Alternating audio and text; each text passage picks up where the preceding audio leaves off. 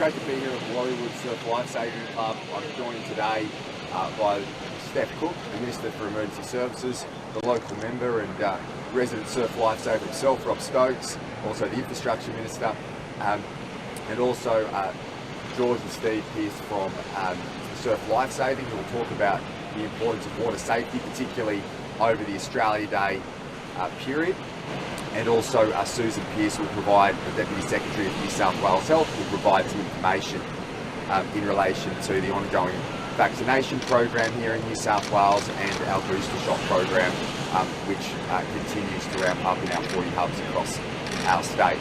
But here, joined with Steph Cooke, this is a very important time in our year. We've got the most beautiful beaches anywhere in the world, but it's important to remember water safety, particularly at this time.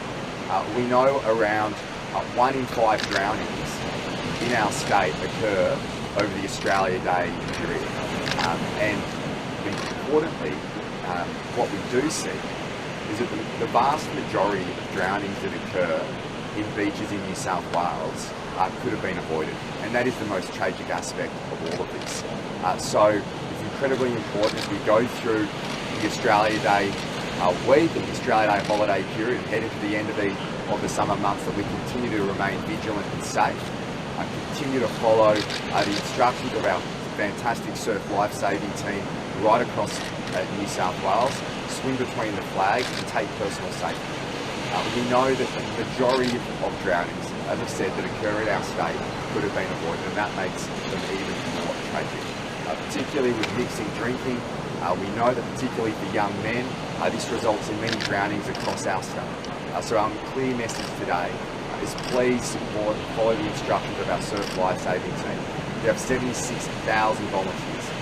They do amazing jobs. They're the heroes of our beaches, the most beautiful beaches anywhere in the world. Please enjoy them, but please do so safely. Follow the instructions, support our great team, and I want to thank all our surf lifesavers, all our volunteers across New South Wales for the incredible work they do.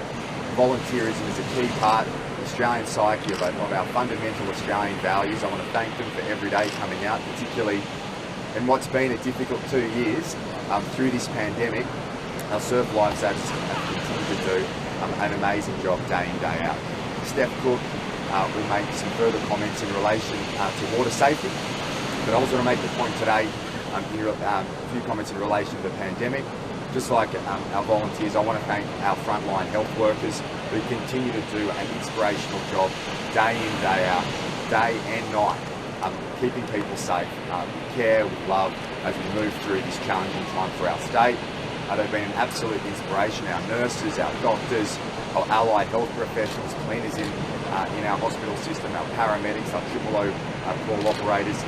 We released that information yesterday. It's very pleasing and reassuring to see that we are operating within capacity on our best case scenario, and that's incredibly pleasing. And the key to that success has been the vaccination program in our state. We're one of the highest vaccination rates anywhere in the world. We made that change recently in respect of bringing forward the period of time from your second dose vaccination to your booster shot from 4 months to 3 months. That means that there are many people now eligible right across our state to receive that booster shot. My clear message today to the people of our state is let's keep this effort going.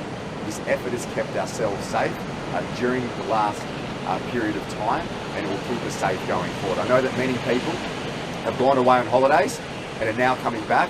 Well, come back and book your booster. We've now seen as we've changed that date, many more people across our state are now eligible in one of our 40 hubs across New South Wales, and obviously we are supporting both the GP and pharmacist network as well. So if we can continue the effort, if we can continue the sacrifices that we've made over the last 2 years, this final push to get boosted, evidence is clear, particularly if you look at the ICU presentations here in our state. Whilst tracking below that best case scenario position, what we're seeing is that close to 50% of people in ICU are unvaccinated. 95% of the population here in our state vaccinated, almost 50% of people in ICU unvaccinated. The facts and the evidence speaks for itself. The evidence is in, the facts are in. Please continue to make that effort, to get that booster shot, to make that booking, as I said, through any of our centres, 40 centres across our state, through your pharmacist and your GP. But also, I'll make this point, that if you have received your first and second vaccinations, either at your GP or at a pharmacist, you can go to one of our hubs as well. So you don't have to follow the same settings that you've done in the past.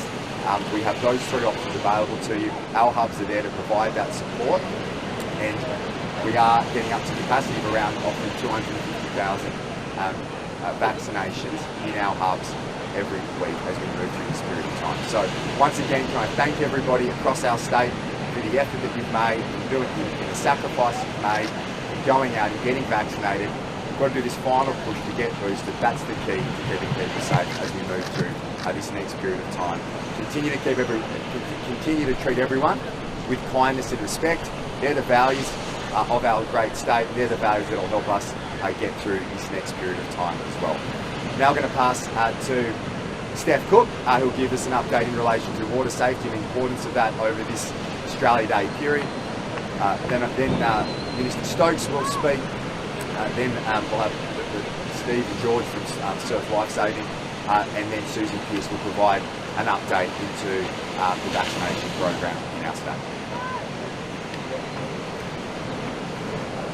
Thank you, Premier. It's wonderful to be here today at the Warriewood Beach, meeting with members of the Warriewood Surf Lifesaving Club to say thank you to them for their tireless work over the past several weeks and months of summer, and in particular in recent weeks where we've seen some close calls here at this beach, a rescue just last week involving some teenagers that entered the water and found themselves in some difficulty, and of course the tragic loss of a rock fisherman at this location. And it's a timely reminder to all of us that we must keep ourselves and our loved ones safe around the water this summer. We're heading into Australia Day. It's a wonderful time of celebration and get together for so many Australian and New South Wales families. It's also important that we look out for each other at this time, particularly in and around our beaches, our waterways, whether they be here in such a beautiful location in Sydney, all along the coastline, or indeed inland in our waterways and our recreation parks. Tragically, we've seen 15 people lose their lives since the 1st of December along our coastal areas, which is a tragedy, and these deaths are entirely preventable. So I'm really asking people to take care as we move through the rest of this summer, particularly through Australia Day. Don't take risks unnecessarily. Be mindful of your own capabilities. And if you can't swim, don't go in. It's just not worth the risk, not to yourself and to your families, and importantly to our volunteers who do such a wonderful job all year round of keeping us safe on beaches and through other parts of New South Wales. They do a fantastic job, and I just want to also extend my thanks to the 76,000 volunteers of Surf Lifesaving New South Wales across 129 clubs. Day in, day out, 365 days a year, they turn up and they keep us safe. And I think it's incumbent upon all of us to do our bit to make their jobs just that little bit easier. So I'm encouraging everyone to have a wonderful Australia Day. Enjoy the rest of summer, but please keep yourselves safe. Be very mindful of your capabilities. Don't mix alcohol and water. They just are not a good combination, and you're simply putting yourself in peril and at the same time putting volunteers at risk also. Please keep an eye on small children and make sure that they're safe. If you're out and about boating or in the rocky areas, please wear a life jacket. It's really, really important. It could mean the difference between you losing your life or being safe at the end of an incident. So in wrapping up today, once again I want to thank all of our surf lifesavers and the clubs that they belong to for their ongoing efforts during what's been a really, really difficult couple of years. We know that they love what they do. I've had the opportunity to spend a lot of time with them here this morning.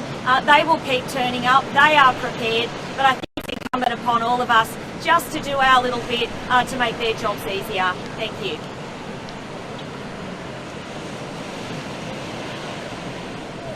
Good morning everyone. As local member, I couldn't be prouder of the folks at Warriewood Surf Lifesaving Club, an amazing club that has been supporting our local community and visitors to this beautiful stretch of coastline for more than 70 years. President John DeLue and his amazing team that support him are volunteer professional lifesavers, and I use the word professional quite advisedly because while they're volunteers, they're expertly trained by the magnificent Angela Shanahan, who does an incredible job with her team of trainers. My message to everyone in the community: just because you don't live near the beach doesn't mean you can't come down and join a local surf club. We're a volunteer organisation. We love participation from right across New South Wales, and it doesn't matter that you might not feel confident in the surf.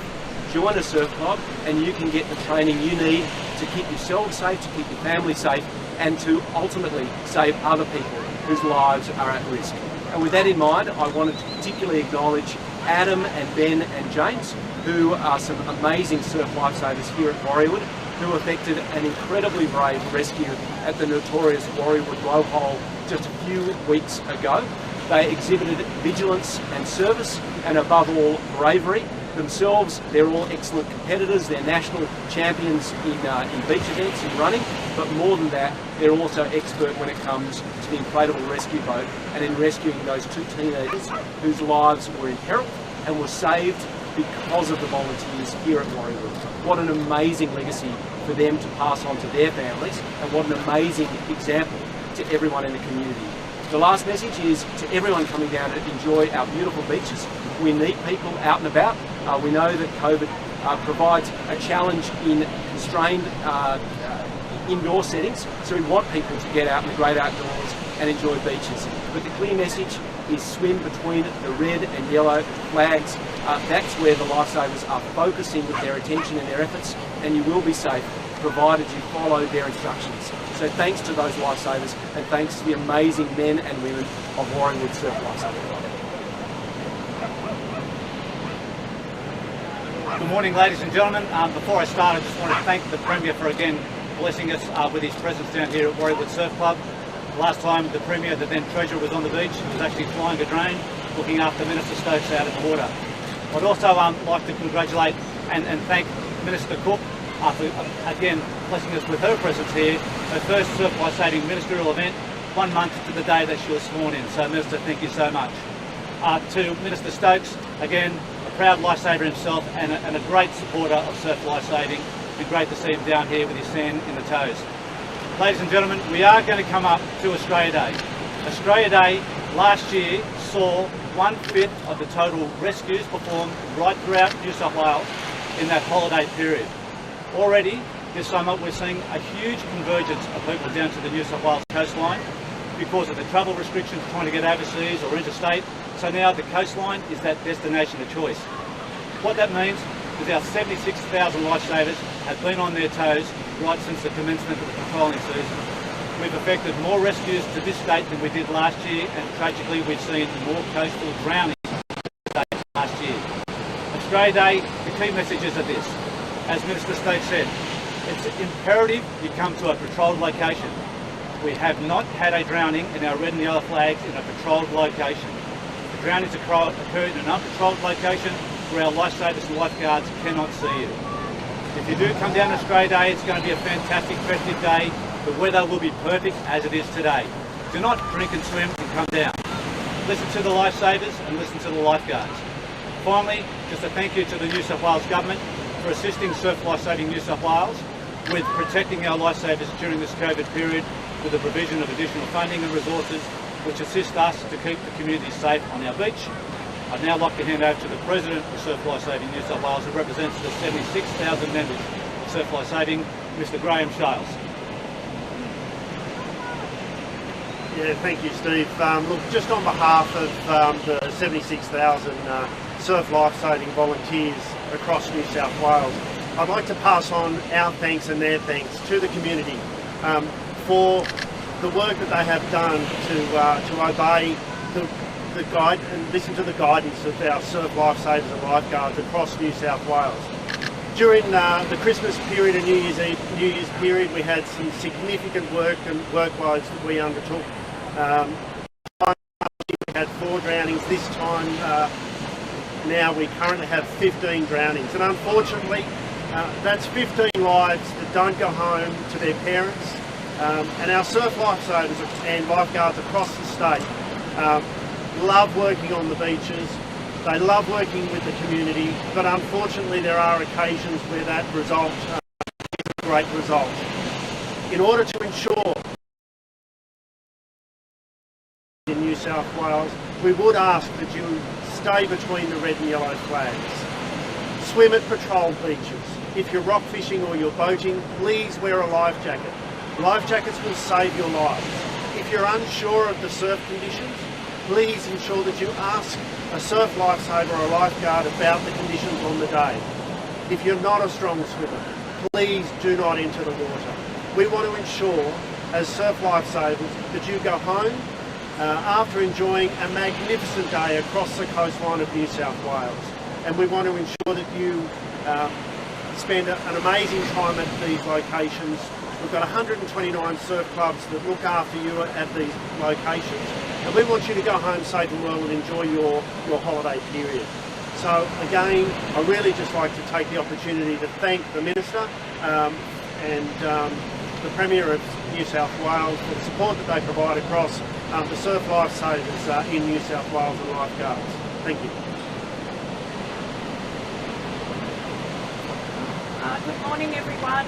11 months ago today we started the vaccine rollout in New South Wales. Never in my wildest dreams when we started that rollout did I think that we would have the vaccination rates that we do in this state.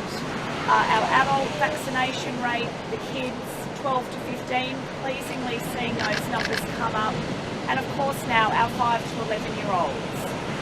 We still have bookings available in our clinics. So yesterday we saw a bit of a jump in the booster doses that we gave across the New South Wales health clinics, almost 12,000 doses given in our clinics just yesterday.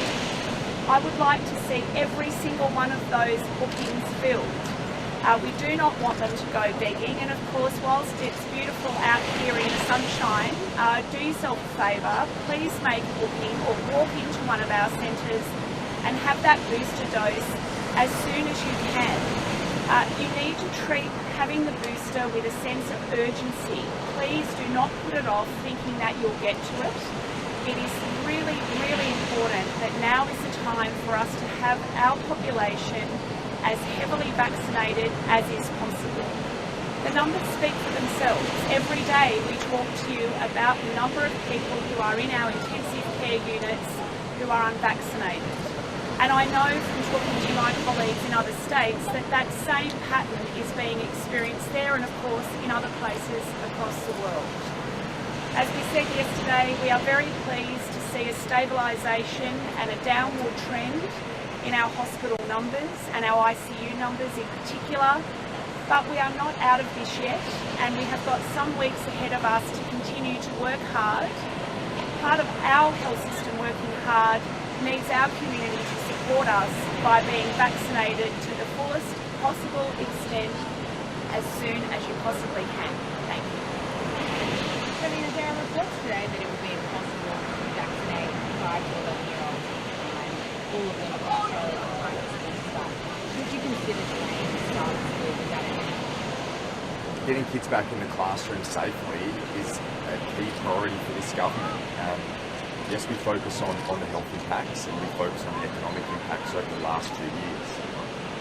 But there are broader issues here.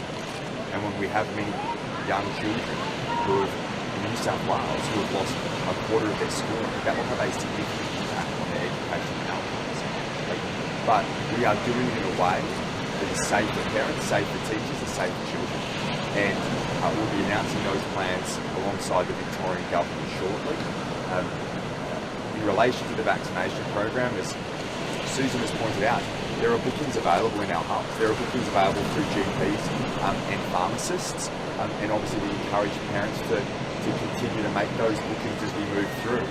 But we also know that COVID is less severe in young children.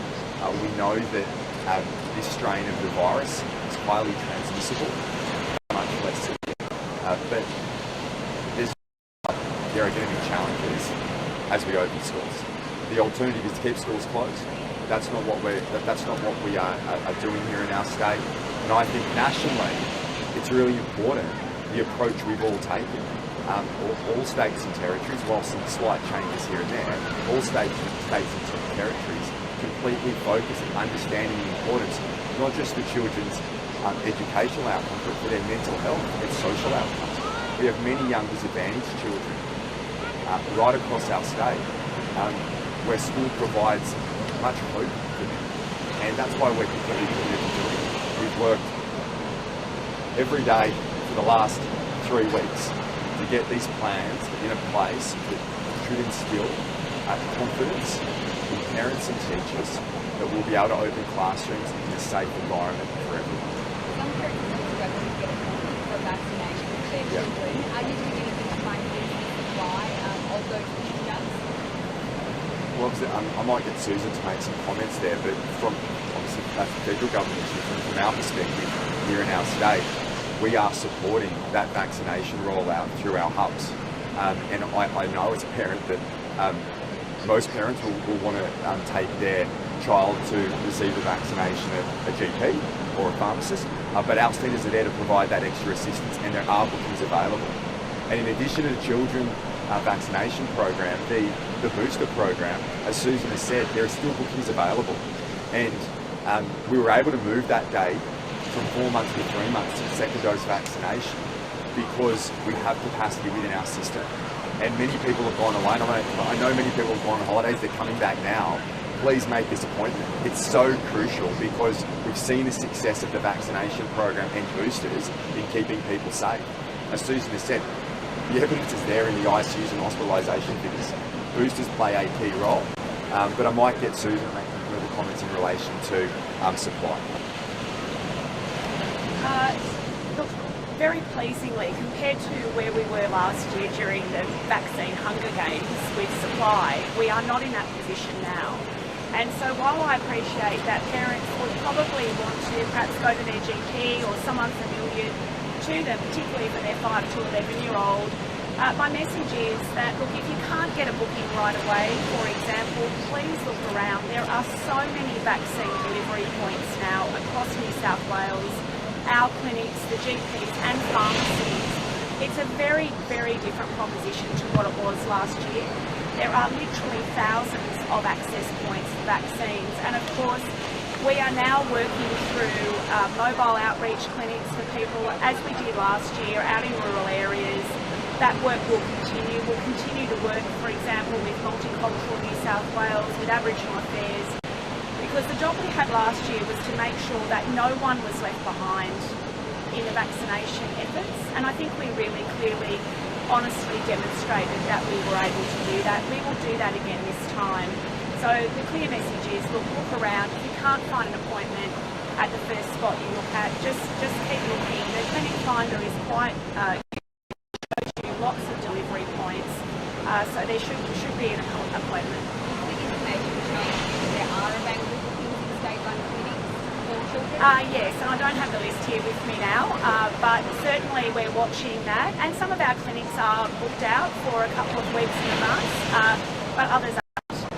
And for example, on Australia Day, when people will be out enjoying the sun and hopefully safely swimming in the water, our vaccination clinics will be open delivering vaccines, and in particular the Children's Hospital Network has opened up some extra spots for kids on that day so that we can continue that effort obviously before school goes back.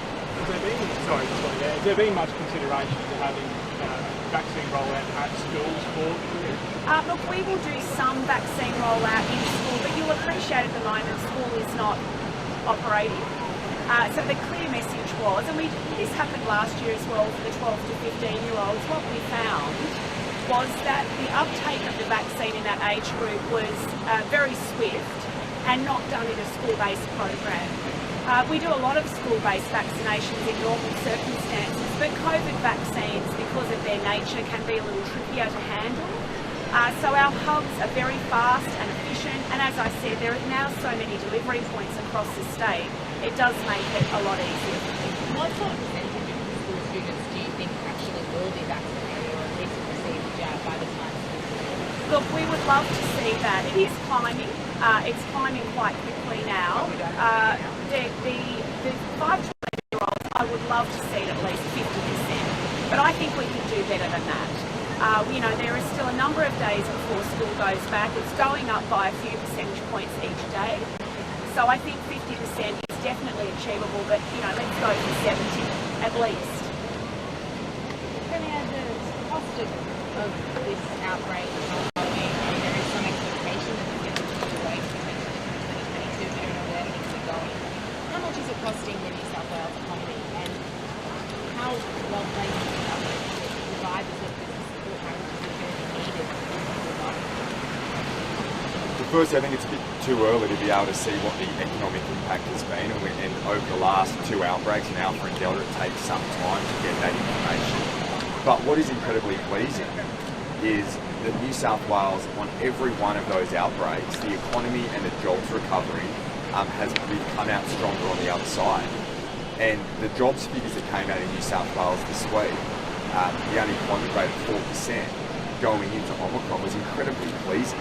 That shows that the economic foundations in New South Wales are incredibly firm. Now, during the last 2 years, and as the former Treasurer, we've always said that we will focus on ensuring that we keep people in work and keep the economy prioritised above the budget position. Now, we've been able to do that more so than any other state because of the strong financial foundations here in New South Wales. Going into 2020, as we move through 2022, it's very difficult to know what further curveballs will come our way in the pandemic. That's outside our control. We'll always be there to support businesses, but what is in our control is vaccination and boosters. And I appreciate many people are anxious as we move through this transitional phase of the pandemic. But lockdowns are not the key. Locking down businesses results in high unemployment, businesses closing, mental health issues, schools closing. That is not the way in which New South Wales and Australia need to deal with this pandemic when we have a highly vaccinated population. That means, as we move through, there will always be challenges, there will be pressure on our health system. As Susan has said, it's pleasing to see where we sit today in relation to the hospitalisations. That does not mean the health system is not under pressure. We are in a 100-year pandemic. It is under pressure, and our health teams are working incredibly hard on the front line to keep people safe. But as we move through, I'm incredibly confident that the New South Wales economy will come out stronger the other side, because we've seen that for the last 2 years. The evidence out this week in terms of savings rates for businesses. The strength of the majority of businesses across Australia have very strong balance sheets at this point because we've given them the financial support to help get through the last 2 years. In addition to that, we've always seen when case numbers increase, confidence declines. When case numbers decline, confidence increases, spending increases, economic growth returns. That's exactly what's going to happen now. It's exactly what happened over the last 2 years will happen again. I'm completely confident of that. We've seen that trend not just in New South Wales, but around the country and around the world. And I completely appreciate people are anxious, confidence is low, given we've had high case numbers during this period of time. But I also am incredibly confident that that confidence right across the state will return once we come through. Stabilisation in the hospital numbers. Do you think it's possible that we're going to work with Omicron wave? If I've learned anything over the last 2 years, I think that you don't make predictions in relation to that. What is pleasing is we're not seeing an exponential increase in case numbers. What is pleasing is that our hospital system and ICU capacity is able to deal with the situation we're in. And this is exactly what was going to occur. I think obviously Omicron being more transmissible than expected has created challenges with furloughing of the workforce across the state. That's still a better problem to have than a very severe form of the virus. but I'm very confident we'll move through this like we have the last two, and come out strong on the other side. Yeah. Business groups say that they first started consulting with government about the sort of support they might need as early as pre-Christmas. Should we have a support plan for this in place already by now? I mean, the fact that some business groups say it's taking too long and still waiting. Right. Yeah. I'd say the same thing I've said for the last 2 years when I was Treasurer. When we move through waves of the pandemic, we get concerns from business groups who require support. My view and the advice that provided to the current Treasurer is from the position that what the learnings I had over the last 2 years was it's best to wait, assess the situation and invest where it's going to make a real difference. You can't just rush in and provide financial support. In fact, Matt Wade in your paper wrote a very good piece this morning in relation to just this, that you've got to make sure that you target financial support to where the need is. And what is the outcome? To keep businesses in business and to keep people in work. That's what we've done over the last 2 years. I think from all the different packages we've had, we've learned something from. The Treasurer has already indicated and pointed out, so I think it was Monday or Tuesday this week, where there was the festival and the events support package that was released, targeted to where it mattered. We had a very good discussion at Expenditure Review Committee this week. The Treasurer has been consulting widely, so yes, that is occurring, and we're just working through those details now to make sure where we put. This is not our money. This is your money. This is the taxpayers of New South Wales.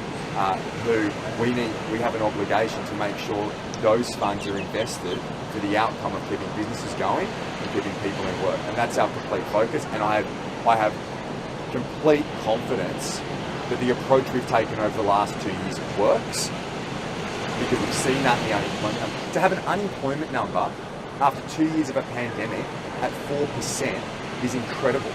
It is world leading.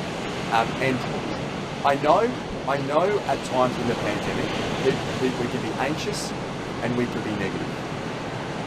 But if we take a step back and you look at Australia and you look at Australia's response to this pandemic compared to anywhere in the rest of the world, we have so much to be proud of. As Susan has said, we would never have believed that we would have had a vaccination rate close to 95%. We never thought we'd get it. The Doherty roadmap back when it was set up was looking at 70%. We got to 95%. That has led to one of the lowest death rates in the world. And on the economic and job side, we are incredibly strong. Our response in this country has worked. And there are always difficulties. There will always be further challenges that come our way as we move through this next transitional period of the pandemic. But there is one thing in our control, vaccination and boosters, and if we continue to do that, we'll have the same success as we've seen over the last 2 years. And what if cases surge exponentially when schools go back? We would expect, there's no doubt. We expect, as we move, the importance of schools going back is also about setting, not just getting schools back on day one in a safe way is incredibly important for kids and for parents, because we know that if schools don't go back, 5% of the workforce is also taken out. But in addition, this is a return to normal, and there will be potentially further waves. There will be. When schools go back and mobility increases and people come back from holidays and life resumes again as it usually does post-Australia Day, it is likely cases will increase. But we are ready, we are prepared. And I know that may run counter to some of the commentary out there, but we are prepared. Look at the New South Wales health system compared to anywhere else in the country. We have invested substantially in our health system over 10 years. At the outset of the pandemic, $4 billion in increasing capacity in our health system. There's a reason why other states have been forced to lock down. And I think we know why. It is very, very clear. It's the health system. There's a reason why New South Wales has not had to do that because we have the strongest health system in the country by a long way. It's not close. Now, that doesn't mean it's under pressure, we're in a pandemic. That doesn't mean we've got challenges with an inspirational workforce that have worked hard and tirelessly for 2 years during this pandemic. But when you look at the ICU capacity in this state, when you look at the hospitalisation capacity in this state, the investments that we've made over a period of time have ensured that we can keep people safe when further waves come. When further waves come, if they do. If they do, who knows? But we are prepared. We've been prepared for the last 2 years. We are prepared now to ensure that we keep society operating alongside the virus. That, to Lucy, to your other question, that creates challenges for businesses with furloughed work staff. But it is best to be open, and the challenges that creates than to be closed and the impacts that provides. So I'm very confident where we sit today. There are challenges coming our way, but the fundamental difference between New South Wales and the rest of the world is our vaccination rates. Just to reiterate Susan's point, vaccination has ensured we've been able to keep people safe, and that booster program, so to finish, clear message, please, if you haven't made a booster appointment, please do so today. Thanks, everyone. Confirm that these economic support packages that you work on at the moment, will they not be... Say that again? These economic packages that you work on to support businesses, are they going to be as good as the ones that were previously released? We're in a much different environment. I mean, lockdowns are the worst thing for the economy. This has been a challenging time because confidence has declined. We've kept society open with proportionate restrictions, but in the main, society's remained open. Businesses in the main have remained open. But what we need to do is target that support to where the need is. Some businesses have been forced to close for a small period of time because they've lost staff. Others have had revenue decline because people are not confident as case numbers have increased. But that will return. We've seen that every single time. Confidence will come back. At every one of these junctures, what we've seen after the decline is a massive investment and increase in spending, because households are saving when confidence is low.